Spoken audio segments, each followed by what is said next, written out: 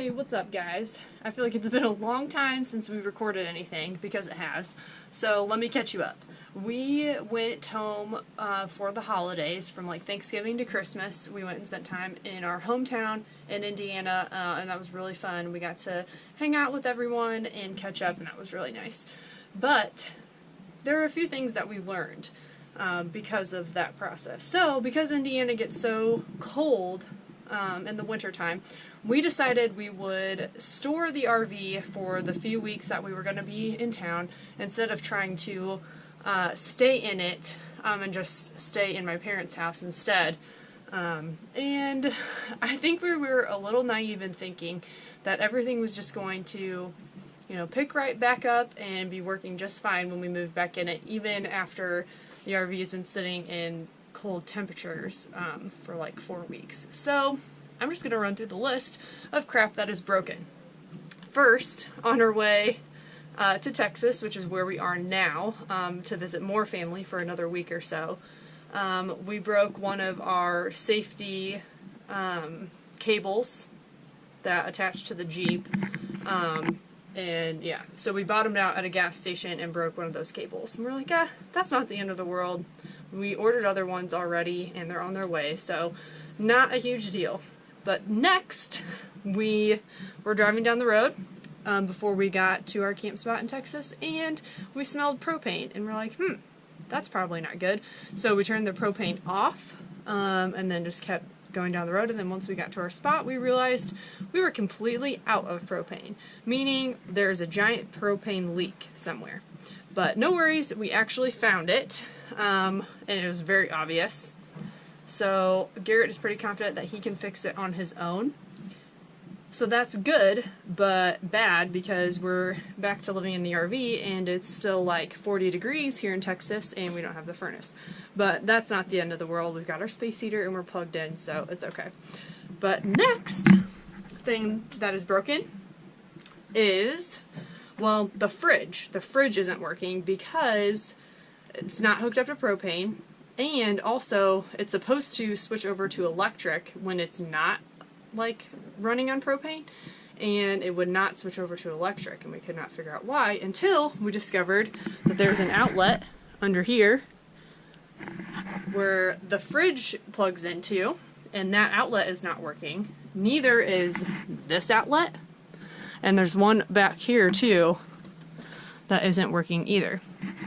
So if you remember way back, I think in May, we had some electrical issues, and we had a friend that was able to help us. But this time, Garrett is trying to figure it out on his own, and yeah, so he's trying to find where the disconnect is between all three of these outlets. So he's working on that now. But while he was trying to figure that out, he's underneath the RV, he discovered that one of our live traps that we set a long time ago, we just kind of left it in there. It doesn't have bait in it or anything, but we left it like where it was from the mouse incident.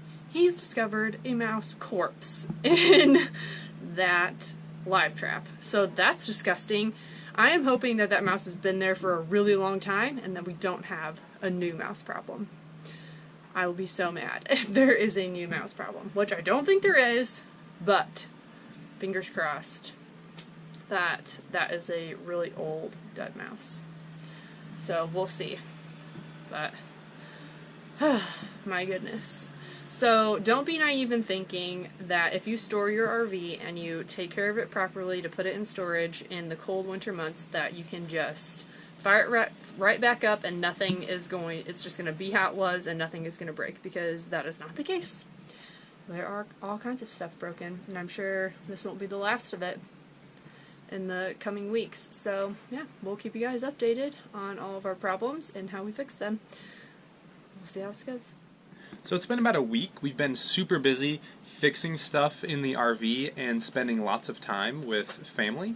The new year was last weekend, and so we've just been super busy. I meant to record me fixing everything, but the temperatures in Austin, I mean, it wasn't horrible compared to what is going on like in the Midwest right now, but I mean, it iced here like at night for like 3 nights in a row. Roads were closed, tons of like accidents and stuff like that. So it was just cold and gross and miserable and like just like misting, freezing rain like every day. And so I guess recording wasn't really on my mind, and I haven't recorded in so long. I mean, like a month maybe. And so it's going to take a minute for me to get back into it. But so I actually ended up fixing those issues that Lindsay mentioned. The line coming from the propane tank actually had a leak. The line was completely busted. We lost all of our propane while we were driving down the road. Thank goodness nothing horrible happened. But that's why the fridge wasn't working, and that's how we found out that it wasn't working on electric, is because we had no propane and all of that. Lindsay also forgot to mention that the toilet wasn't working. Well, the toilet was working, but this pedal here broke.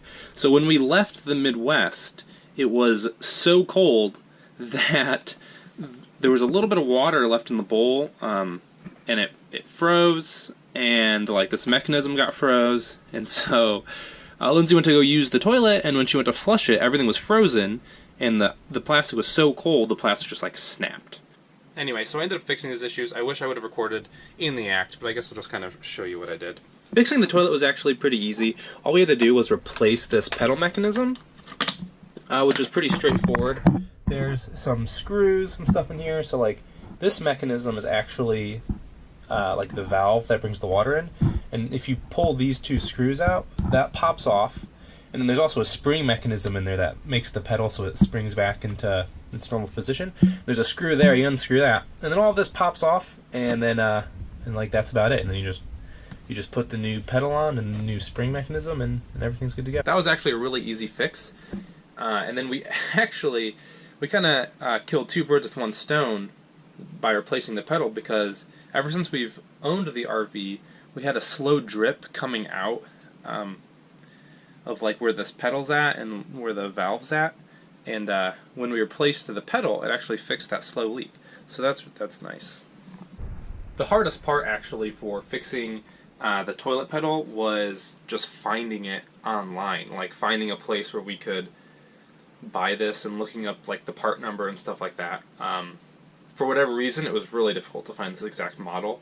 We just found it on some random RV supply depot or something. I don't even remember what it was, but we ended up finding it on some random website, and they shipped it to us in a few days. Fixing the fridge ended up not being that huge of a deal. It took quite a while. It probably took about a few hours of my time, but the actual fix wasn't that big of a deal.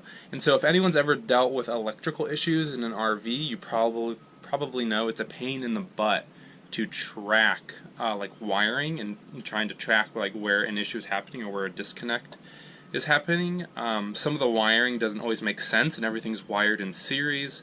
It just makes things really confusing. But what saved my life is one of these things. I don't even know what it is. It's a voltage tester. One of our friends from our hometown had an extra one of these, and he gave it to me. He helped me fix an electrical issue back in May, and this thing is a lifesaver. The way it works is that you turn it on and it's green, and when you touch it to a live wire, it will beep and turn red. Otherwise, it stays green.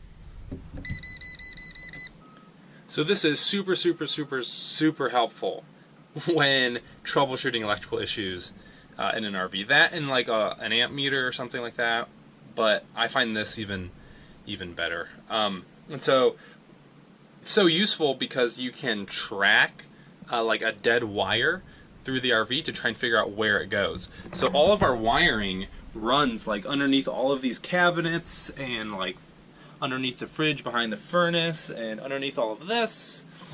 And there's wiring that goes underneath like the sink in the bathroom, and then they like go down into like the basement of the RV, and they're just like going all over the place. And so it's so hard to figure out where they're going. And so if you can actually pinpoint like what wire is dead, you can use this guy, and you just touch it. So like usually there's like maybe 3 wires all bundled together, and then you just touch it to all 3 of those wires, and you figure out which one's live and which one's dead. And so you just kind of use that to follow the dead one back to where where it becomes live again. So you kind of find the spot where it was live and then where it's now dead, and then somewhere in the middle is the disconnect. And for us, that happened in the bathroom. Our electrical box, like all of our breakers and stuff, are right here, and all of the wires run this way through the RV, and they go underneath the sink here, and then right behind the shower they go down into the basement, and they run like underneath across the floor, and they come up underneath the fridge, and then that same wire connects to the fridge, and it connects to this outlet right here, and the fridge and this outlet right here are the ones that were dead. And so the disconnect, I could prove that underneath the sink that wire was live, but then underneath, like in the house, or I mean in the basement, like underneath in the basement, the wire was dead. And so that tells me that somewhere between where I can see the wire here and where it comes out in the basement, that's where the disconnect was. And so I thought that it was probably like when we had the mouse infestation, I thought maybe it came from that, like a mouse chewed through one of the wires or something. But what actually happened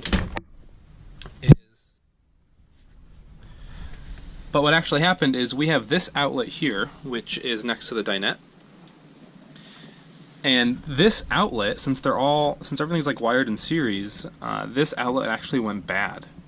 And there was enough voltage going through it that this would still beep red, but it wasn't enough voltage to actually like make appliances work and whatnot. So like the appliances plugged into this outlet worked, but everything after it didn't. So I just ended up figuring out that the wire goes underneath the shower, and it comes into this outlet, and then it goes into the basement, which then connects everything else. And so we just had to replace that outlet.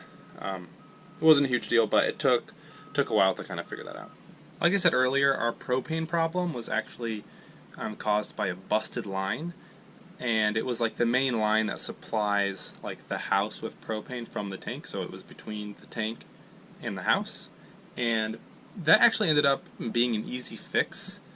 The propane line snapped right at like a T-joint thing, I don't know what they're called, but I think they're called like a flange connector or something, and the copper pipe broke right at that connector.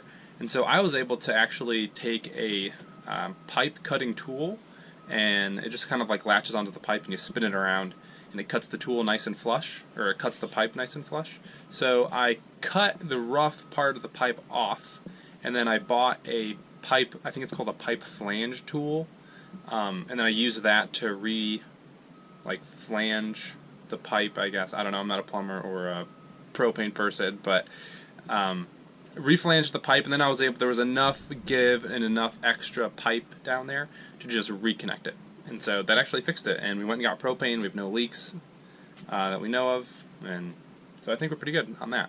Anyway, it was a little bit stressful kind of dealing with all these issues right after we were traveling down here, because when we put the RV in storage, everything was good, and then we get down to Austin and just like everything's breaking.